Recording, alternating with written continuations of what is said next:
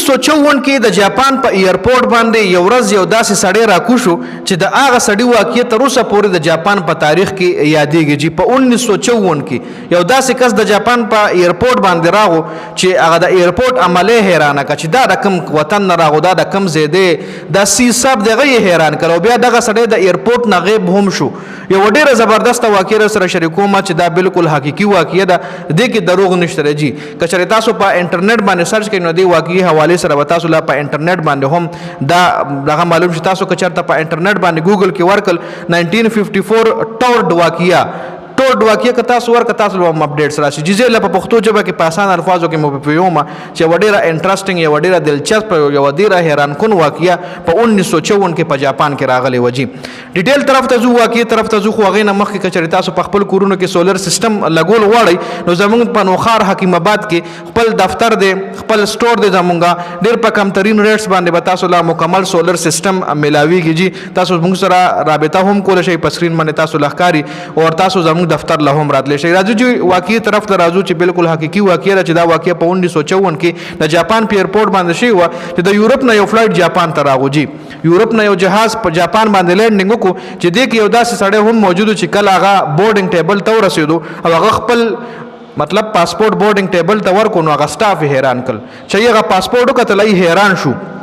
په دغه پاسپورت باندې لیکلی ټورډ دا ټورډ ملک پاسپورت ولا ورکو ټورډ نو ټورډ ملک په دې دنیا کې شته دی نه نو هغه عملی چې څنګه پاسپورت کتل دی بس کس لیول ته لیکسټ لشه او منټ ویټ وکا او ډایرکټ په خپل سکیورټي راغوست دی د ایرپورټ چې کومه سکیورټي وي هغه پر راغوست پولیس پر راغوست دي پولیس کس خپل دغه کې اشتره تاسو ته کړی دی چې پاسپورت ته نیولې دی چې ته دای ول نه دی ویل چې ته د کوم ځای نه راغی خو تاسو ته کو چې ته جاپان ته صدا پر راغی ورستا دلته څه کار دی هغه ول ویل ته ما یو کمپنۍ سره میټینګ دی او دلته ما په فلاني هوټل کې کمره هم بوک کړی دا چې هغه هوټل اورا کمپنی په جاپان کې وا حقيقي مانو کې هغه وا چې کله کمپنۍ سره رابطه کړي نو کمپنۍ والا ویل چې دې سړي خو موږ سره هیڅ قسم اپوینټمنټ نشته هیڅ قسم میټینګ نشته او دا سړی موږ نه پیژنو بیا چې کله هوټل روم رینګ کړی دی نو هوټل کې ولا ویل چې دې سړي په نوم باندې موږ سره روم هم نه دی بوک شوی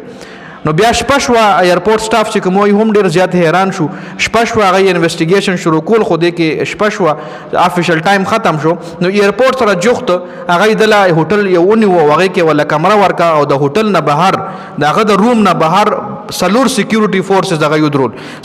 سلور سکیورټي افسران هغه یودرول جی سهار شو سهار چې کله سکیورټي فورسز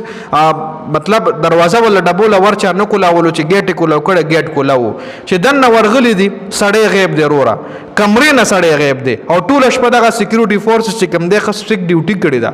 کتلې دي لکه کمرې نه سړی بهر نه دروته کمرې نه دننه نه غیب شوی دی چې کله سکیورټي فورسز کتلې چې لکه سړی خو غیب شوی ډایرکټ تلی ایرپورټ لا ایرپورټ کې چې کوم ځای کې د کاغذات کې خو دی کوم ځای کې د پاسپورت کې خو دی چې هغه کتل ته پاسپورت هم نو الته کاغذات هم نو هغه سره د هرڅ لکه مطلب